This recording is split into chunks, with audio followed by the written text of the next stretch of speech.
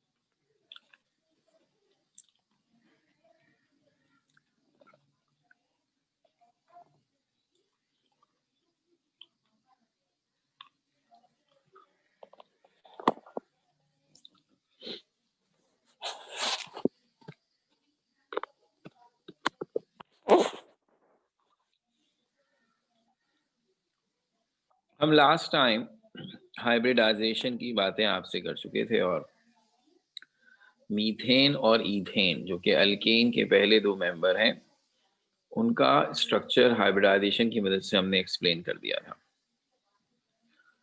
तो अब उस सिलसिले की आखिरी चीज़ ये है कि अब हम अल्कीन का पहला मेंबर यानी ईथीन और अल्काइन का पहला मेंबर यानी ईथाइन, इन दोनों का भी स्ट्रक्चर करेंगे तो आज ये काम इंशाअल्लाह खत्म हो जाएगा.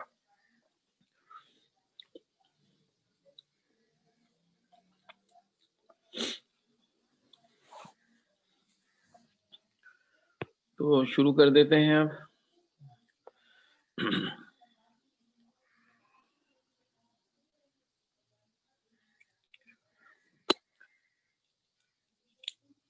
हमारा पहला टॉपिक आज का होगा शेप ऑफ ईथीन. फॉर्मेट के लिहाज से सब कुछ वैसा ही है जैसा हम ईथेन और ईथेन में आप ऑलरेडी कर चुके. खास तौर पर ईथेन सिर्फ जो नई बात होगी जिसके लिए ये करना बड़ा ज़रूरी और जो कि सबसे अहम है वो ये है कि ईथीन में कार्बन और कार्बन के बीच में डबल बॉन्ड होने की वजह से एक पाई बॉन्ड आता है. और ये बात आपसे कहेगी कि दो बातें इंपॉर्टेंट हैं. एक तो ये कि पाई बॉन्ड जब कोई एटम बनाता है तो उसका जो ऑर्बिटल पाई बॉन्ड बनाने में इन्वॉल्व होता है उसे हम हाइब्रिडाइजेशन में इन्वॉल्व नहीं करते. और फिर वो क्या शेप बनाता है, वो किस तरह मॉलिक्यूल में मौजूद होता है, ये इसलिए बड़ी अहम है बात क्योंकि इससे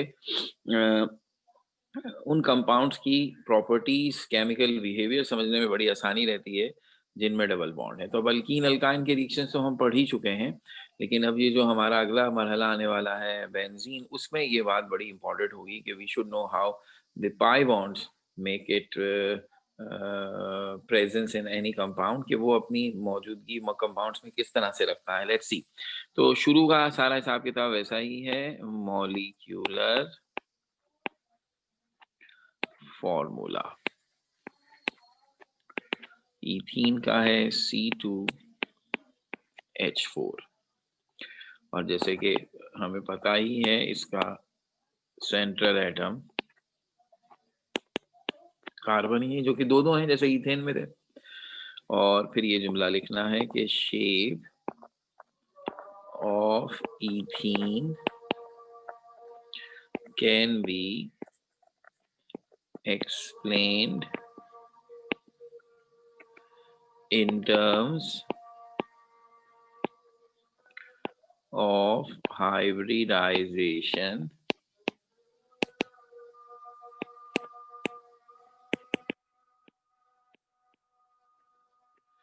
in carbon. और ये बताने के लिए कि in this case how carbon should hybridise, हमारा वही रूटीन होगा. एटॉमिक नंबर ऑफ कार्बन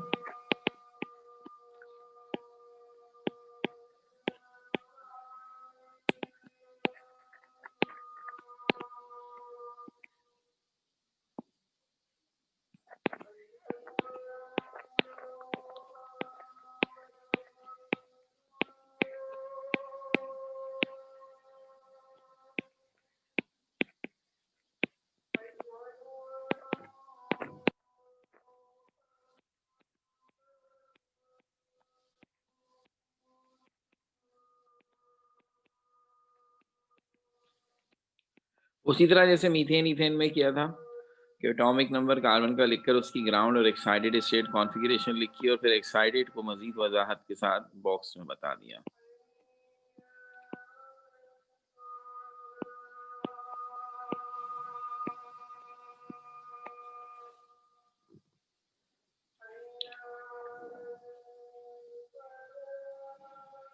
अब वैसे ही हमें पता है इथीन में डबल बॉन्ड होता है, लेकिन लॉजिक भी बनाते हैं। फॉर्मूला है C2H4। इसका मतलब है 2 कार्बन के साथ 4 हाइड्रोजन, तो 1 कार्बन के साथ 2 हाइड्रोजन। और हाइड्रोजन तो हमेशा सिंगल बॉन्ड ही बनाता है, तो दोनों कार्बन्स के 2-2 बॉन्ड बन गए, जबकि कार्बन को तो 4 बॉन्ड बनाने हैं। इसका मतलब है उन्होंने आपस में डबल बॉन्ड, और तो कोई एटम है नहीं, इसके अलावा कोई चीज़ पॉसिबल ही नहीं है।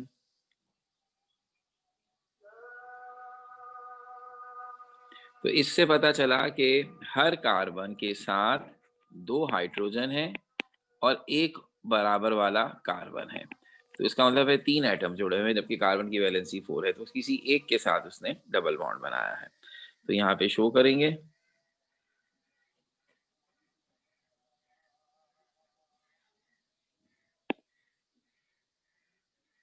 आपने कहा कि एक हाइड्रोजन कार्बन के साथ लगा, दूसरा हाइड्रोजन, अब हर कार्बन के साथ 2 हाइड्रोजन है, तो और बाकी की दोनों वैलेंसीज उसने अपने बराबर वाले कार्बन के साथ पूरी की हुई है, जिसमें से एक बॉन्ड सिग्मा है और एक बॉन्ड पाई है। तो इस चीज को देखते हुए हमने यहाँ लिखा, since 1 p orbital of each carbon of ethene is involved in pi bonding, it will remain unhybridized.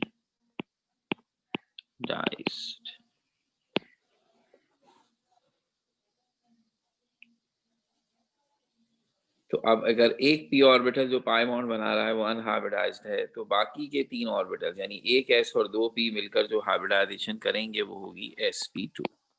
Therefore, nature of hybridization is sp2, shape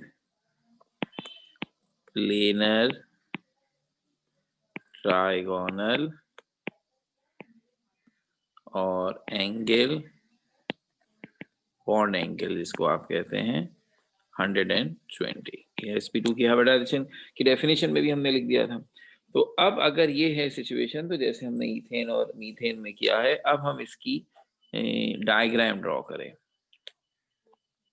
तो जब कोई कार्बन प्लेनर ट्राइगोनल शेप बनाता है, तो मैंने कहा था ये पंखे के 3 परों की तरह है, लाइक दिस। दूसरा कार्बन भी ऐसा ही होगा।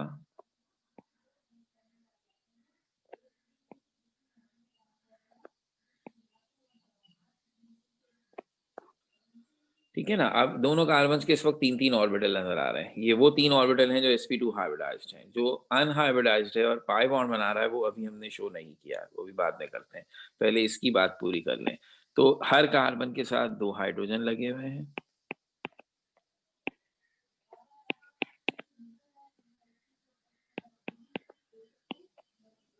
और एक उसने आपस में सिग्मा बॉन्ड बनाया हुआ है। तो चूंकि हर कार्बन क्या, कार्बन के तीनों ऑर्बिटल sp2 हाइब्रिडाइज्ड ऑर्बिटल हैं, तो जिससे वो आपस में मिले हुए हैं वो ओवरलैपिंग कहलाएगी, sp2 overlapping.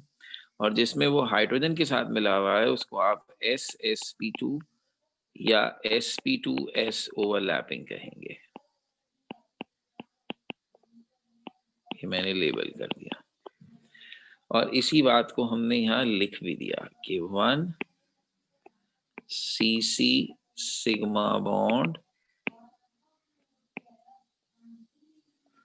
is formed due to sp2 sp2 overlapping, और 2 carbon hydrogen sigma bonds are formed by each carbon due to sp2s overlapping.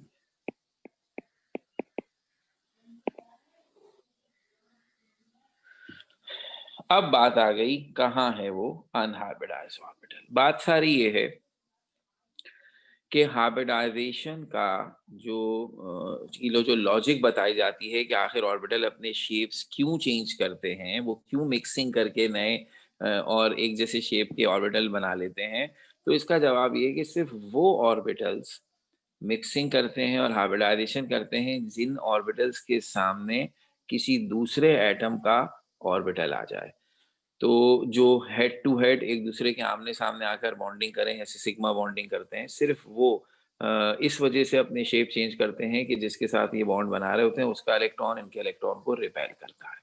लेकिन जिस बॉन्ड में किसी भी एटम के साथ हेड टू हेड ओवरलैपिंग नहीं हो रही है, वो हाइब्रिडाइजेशन में हिस्सा नहीं लेगा। तो पाई बॉन्ड हमेशा उन दो ऑर्बिटल्स के बीच में बनता है जो एक दूसरे से पैरेलल होते हैं, यानी एक दूसरे के आमने सामने नहीं आते बल्कि एक दूसरे से पैरेलल होते हैं। तो जैसे इस वक्त कार्बन में आपने कहा एक पी ऑर्बिटल हाइब्रिडाइजेशन में हिस्सा नहीं ले रहा, फर्ज कर लेते हैं वो पीजेड है, तो पीजेड ऑर्बिटल एक्स और वाई से परपेंडिकुलर होगा। यानी इस वक्त ये जो आपके सामने डायग्राम बनी हुई है, इस डायग्राम से वो जो पीजेड ऑर्बिटल है वो परपेंडिकुलर है। परपेंडिकुलर का मतलब है कि जो इस वक्त आपको शेप नजर आ रही है उसमें कार्बन एटम के से वो ऑर्बिटल पीजेड ऑर्बिटल ऐसे होगा जैसे आपके चेहरे की तरफ आ रहा है, और एक आपकी स्क्रीन के पीछे जा रहा है। ज़ाहिर सी बात है मैं वो तो ड्रॉ ही नहीं कर सकता, इतनी अच्छी ड्राइंग थोड़ी है, 3 डायमेंशनल डायग्राम बना दें।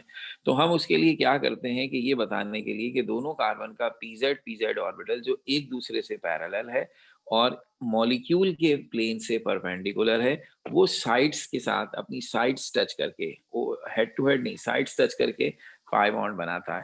तो हम सबसे पहले तो क्या करेंगे, उस परपेंडिकुलर ऑर्बिटल पीजेड को बनाइए। वो तो हम नहीं बना सकते क्योंकि वो तो इस डायग्राम के हिसाब से आगे और पीछे बनाना है, हवा में तो मैं नहीं बना सकता। तो हम ये करते हैं कि आप उसे शेड कर दें या किसी और कलर के पेन से बना दें ताकि लगे कि इट्स समथिंग स्पेशल। तो मैं यही कर रहा हूँ।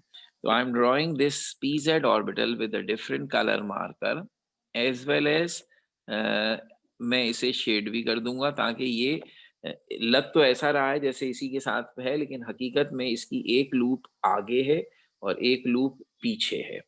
ठीक है ना? तो यूं है ये हिसाब किताब। और साथ साथ हमने इसे शेड भी कर दिया और ज्यादा प्रोमिनेंट ये दिखाने के लिए कि समथिंग स्पेशल। अच्छा, ये दोनों इस वक्त एक दूसरे से दूर दिख रहे हैं क्योंकि हमने शेप जरा खुला बनाया है।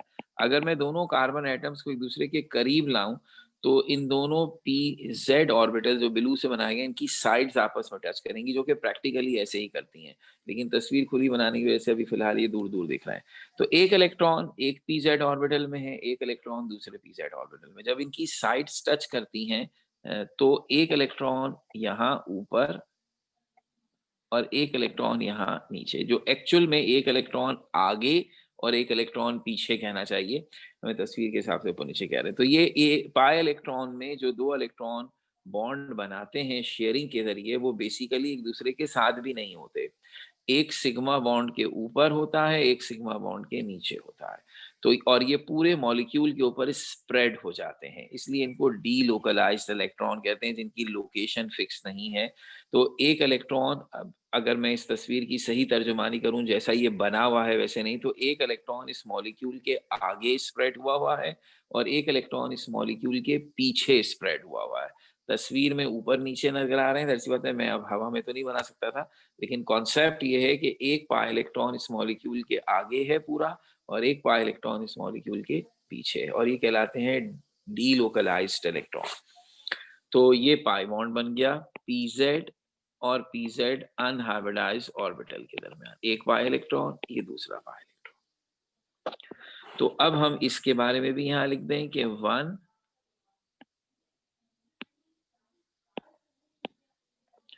Carbon carbon pi bond is formed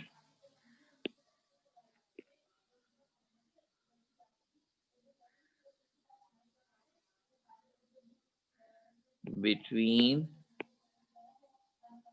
is formed due to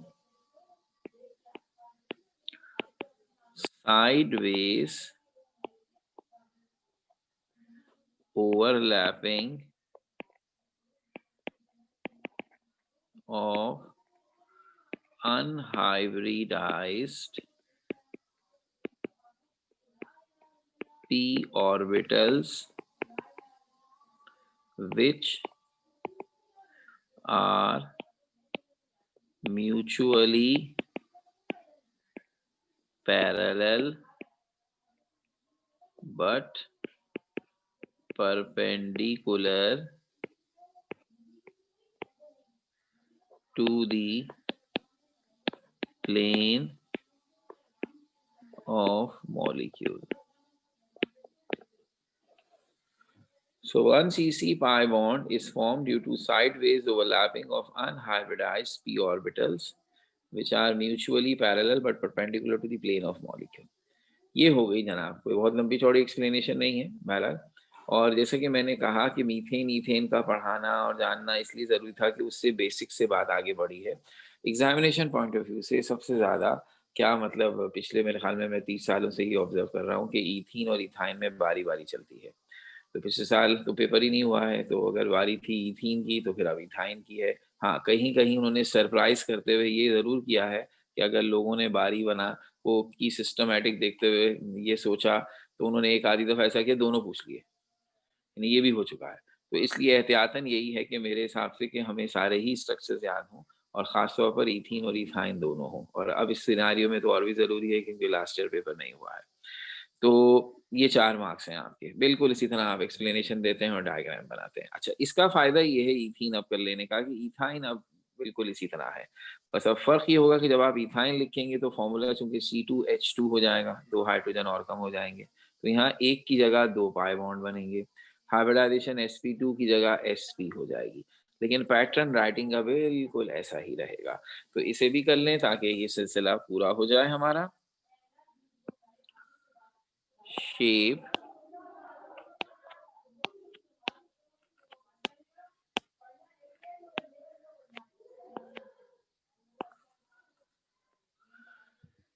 of ethine.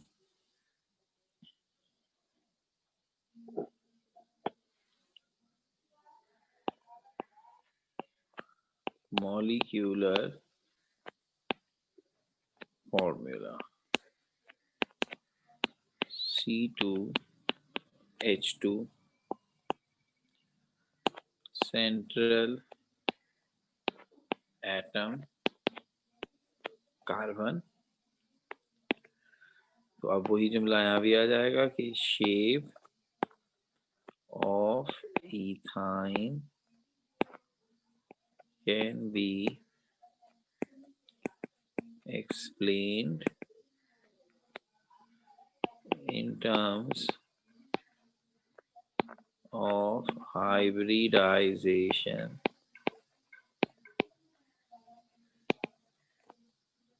in carbon.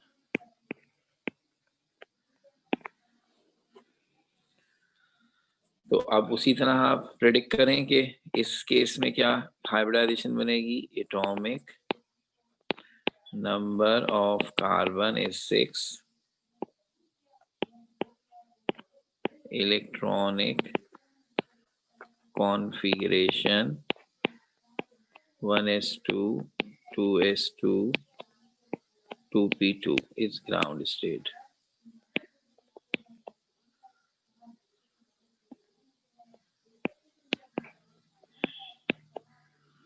और 1s2 2s1 2p3 excited state, last orbit.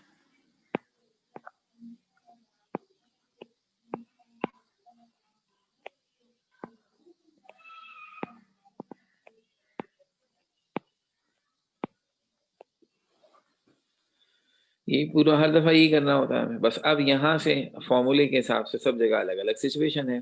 अब यहाँ दो कार्बन के साथ दो हाइड्रोजन है, इसका मतलब एक कार्बन के साथ एक हाइड्रोजन। तो अगर एक कार्बन के साथ एक हाइड्रोजन है तो कार्बन के बाकी 4 बॉन्ड पूरे करने हैं, तो बाकी के 3 बॉन्ड जाहिर सी बात है आपस में बनेंगे। There is a triple bond between 2 carbons, इसमें से एक सिग्मा है और 2 पाई है। और हम यूं हिसाब लगाएंगे कि हर कार्बन के साथ एक हाइड्रोजन है और बाकी के तीनों बॉन्ड उसने अपने बराबर वाले कार्बन से शेयर कर रखे हैं। तो एक उसमें सिग्मा है और बाकी दोनों बॉन्ड उसमें पाई है। इसका मतलब हर कार्बन 2 पाई बॉन्ड बना रहा है, इसलिए हम यूं लिखेंगे कि since 2p orbitals of each carbon in ethane are involved in pi bonding, they will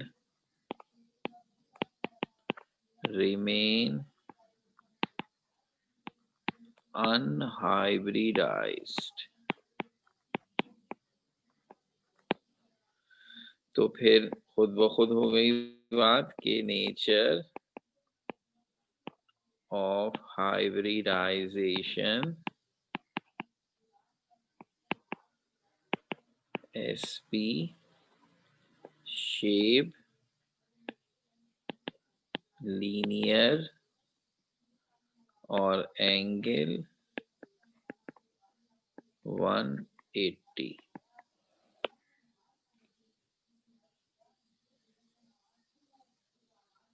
और अब इनका शेप जब बनाएंगे तो ऐसे बनाएंगे कि कार्बन ने दो पी ऑर्बिटल्स दो अपने ऑर्बिटल हाइब्रिडाइज किए जो कि स्ट्रेट लीनियर शेप में है। उनमें से एक ऑर्बिटल दोनों का आपस में बॉन्ड बना रहा है और दूसरा हाइड्रोजन से बना रहा है, स्ट्रेट लीनियर शेप। अब इसमें वो इलेक्ट्रॉन ऑर्बिटल्स जो नहीं किए जो पाई बॉन्ड बना रहे हैं। तो आपस में जो ये एक सिग्मा बॉन्ड बना रहे हैं वो sp ओवरलैपिंग से है, दोनों कार्बन का ऑर्बिटल sp है। और हाइड्रोजन के साथ जो बना रहे हैं वो ssp है या sps, जिस तरह चाहें। और इसके बारे में हम यहाँ सेंटेंस भी लिख देंगे कि 1 carbon carbon sigma bond is formed due to sp overlapping, और 1 CH sigma bond is formed by each carbon due to sps overlapping। अब पाई बॉन्ड की बात कर लेते हैं। अच्छा, अब यहाँ चूंकि एक पी ऑर्बिटल फर्स्ट कर लें एक्स एक्सिस वाला हाइब्रिडाइज हो गया, तो कौन से दो रह गए, पी वाई और पी जेड।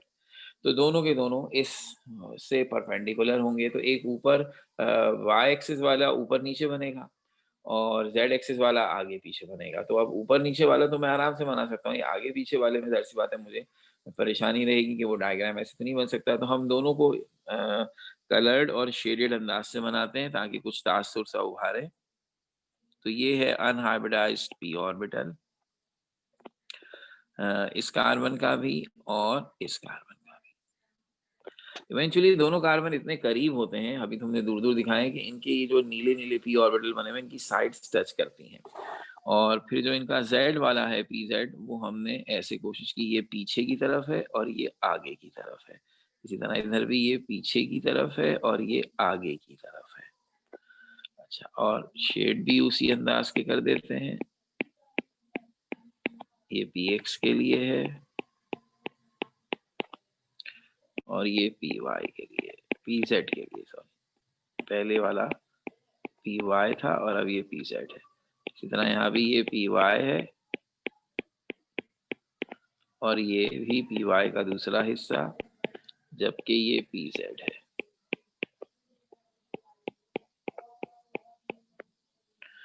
तो अब py वाला py से ओवरलैपिंग करके एक पाई बॉन्ड, एक पाई इलेक्ट्रॉन ऊपर और एक पाई इलेक्ट्रॉन नीचे बना रहा है।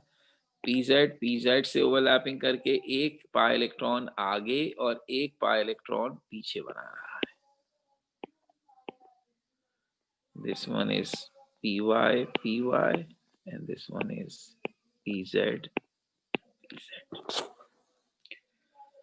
तो अब इसके चारों तरफ पाई इलेक्ट्रॉन है, ऊपर भी, नीचे भी, आगे भी, पीछे भी।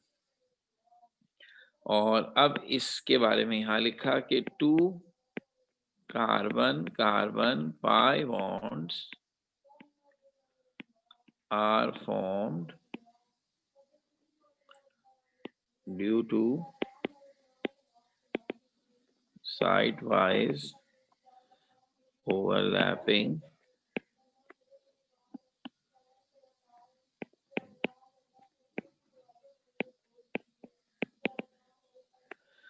two CC pi bonds are formed due to side-wise overlapping sideways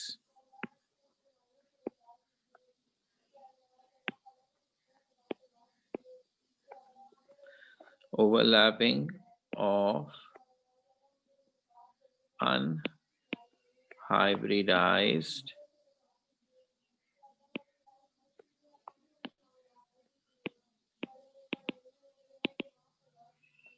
p orbitals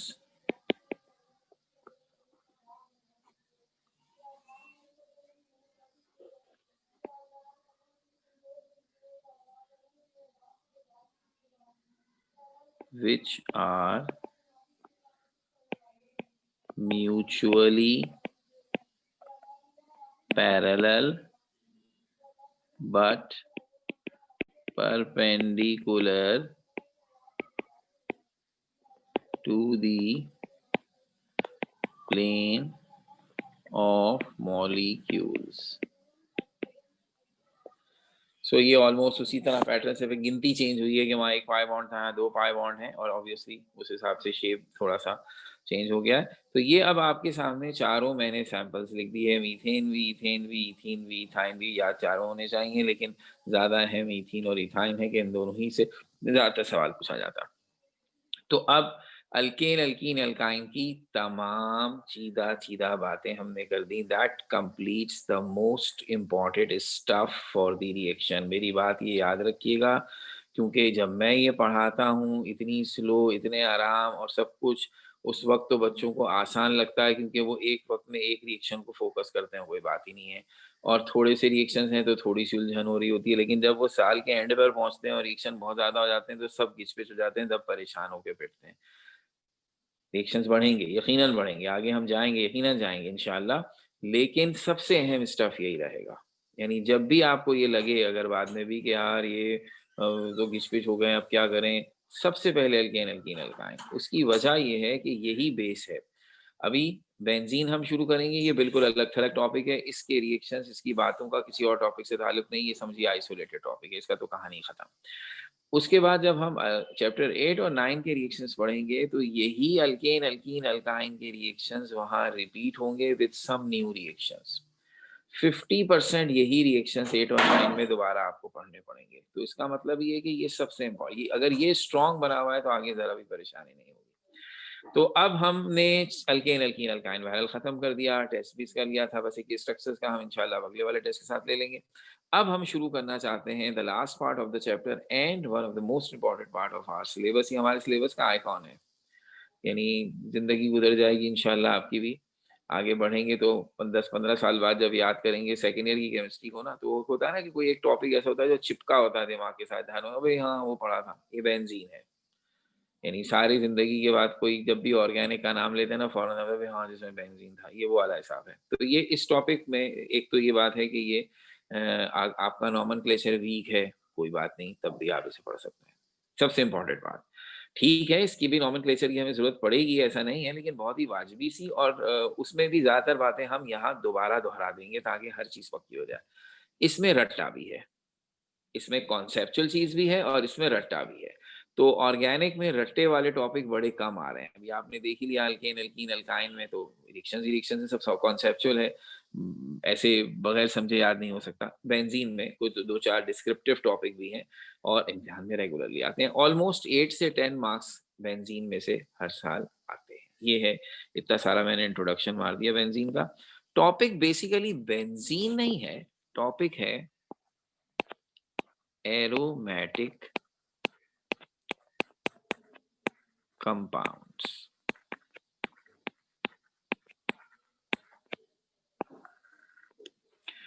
याद आएगा आपको, कई दफा इसका तस्करा आया और हमने सस्पेंस डाल के छोड़ा, इंट्रो देते थे, कुछ बातें बताते तो कहते आगे तफसीलात आएंगी। सबसे पहले नॉमेनक्लेचर में आई थी बात, फिर उसके बाद हमने क्लासिफिकेशन ऑफ ऑर्गेनिक कंपाउंड में खास तौर पर कहा कि पूरी ऑर्गेनिक केमिस्ट्री दो हिस्सों पर है, एक वो कंपाउंड जो एरोमेटिक कहलाते हैं और एक वो जो एरोमेटिक नहीं कहलाते, उनका पूरे को एक ग्रुप बना दिया था एलिफेटिक कह के। और एरोमेटिक की डेफिनेशन हमने हमेशा एक ही की और है भी यही, भारत उसकी थोड़ी तफसीलात हो जाएंगी कि जिसमें बेंजीन होता है। तो क्या ऐसी खास बात है बेंजीन के अंदर कि उसकी नाम पर आपने पूरी ऑर्गेनिक केमिस्ट्री से अलग एक इतनी बड़ी एक ब्रांच बना दी और कह दिया कि ये सबसे इम्पोर्टेंट पार्ट हो गया? ऐसा क्या है वो अब इंशाल्लाह देखते हैं। सबसे पहली बात इस नाम की कहानी सुना देते हैं। ये जो एरोमेटिक का लफ्ज है, ये लफ्ज निकला है एरोम से, एरोमा या एरोम, जिसका मतलब होता है खुशबू, स्वीट स्मेल, फ्रेग्रेंस।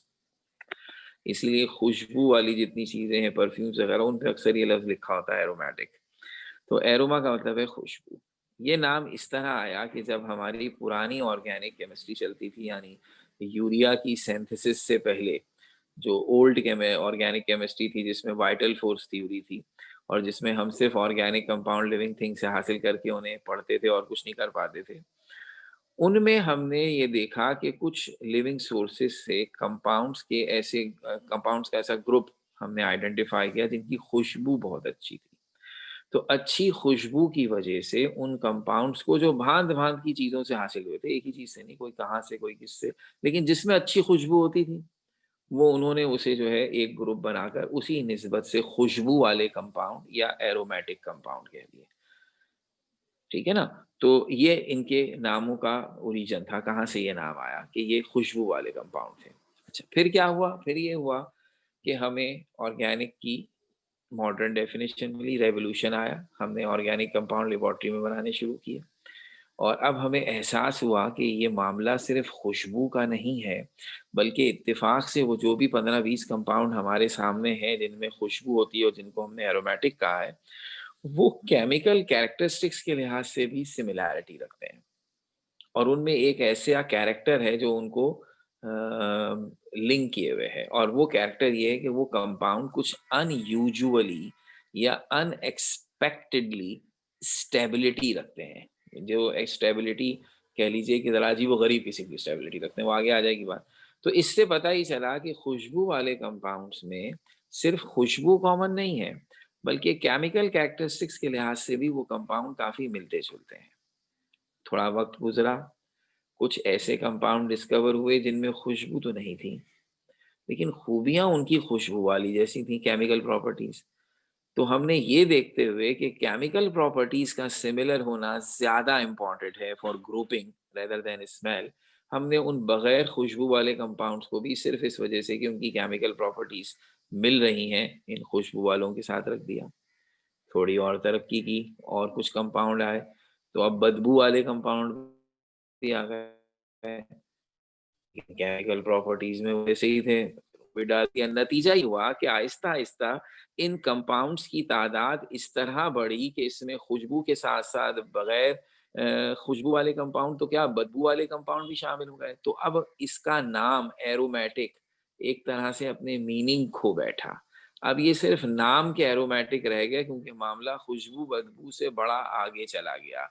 इस तरह के इसमें एक ऐसा मेंबर शामिल हुआ जो एक तरह से सरदार लग रहा था कि उसकी जो खूबियां हैं वही असल में बाकी सबके अंदर बड़े ज़बरदस्त तरीके से मौजूद हैं। और वो कंपाउंड था बेंजीन। और मैंने क्यों कहा खुशबू बदबू से मामला आगे निकल गया, इसलिए कि बेंजीन के वेपर्स अगर आप सूंघ लें तो कैंसर हो जाता है, तो ये कार्सिनोजेनिक है। तो अब मामला खुशबू बदबू नहीं बल्कि मौत वाली तरफ चला गया। तो इसलिए ये सारी कहानी सुनाई है कि नाम बेशक इस वजह से रखा गया था कि इनके कुछ पुराने या इब्तिदाई मेंबर, इनिशियल मेंबर्स खुशबू वाले थे, लेकिन बाद में ये मामला खुशबू से निकल गया और इस पूरे ग्रुप को सिर्फ इस वजह से एक साथ रखा गया कि इनकी केमिकल कैरेक्टरिस्टिक्स और स्ट्रक्चर में बहुत ज़बरदस्त सिमिलैरिटी थी। केमिकल कैरेक्टरिस्टिक्स इनकी कौन सी सेम थी वो तो अभी आगे आती है, लेकिन स्ट्रक्चर में क्या सिमिलैरिटी थी? स्ट्रक्चर में ये सिमिलैरिटी थी कि एक ही स्ट्रक्चरल फीचर हर एरोमेटिक कंपाउंड में ज़रूर होता है और वो है बेंजीन का रिंग। आपको याद है नॉमेनक्लेचर पढ़ते वक़्त हमने आपको बताया था कि बेंजीन को सिंबॉलिकली हम ऐसे लिखते हैं कि हेक्सागोनल रिंग जिसमें अल्टरनेट सिंगल और डबल बॉन्ड होते हैं, जिसे हम ने फिर कहा था कि हम और अच्छे तरीके से लिखते हैं तो ऐसे सर्किल बना देते हैं। अब ये सारी बातें कि ऐसा क्यों करते हैं, कैसे करते हैं, सब आएँगी अभी। तो ये है वो स्ट्रक्चरल फीचर जो हमने नोटिस किया कि हर एरोमेटिक कंपाउंड में ज़रूर होता है। इसका मतलब है एरोमेटिक कंपाउंड दरअसल उन कंपाउंड्स के ग्रुप को कहते हैं जिनके स्ट्रक्चर में कम से कम एक बेंजीन रिंग ज़रूर होता है। सो इनकी डेफिनिशन बनी organic compounds which contain at least one benzene ring, जिसको आप यूं भी कह देंगे कि ये हैं असल में बेंजीन एंड देयर डेरिवेटिव्स, यानी वो कंपाउंड जो बेंजीन की मदद से बनाए जाएं, बेंजीन से डिराइव किए जाएं। So benzene and their derivatives are called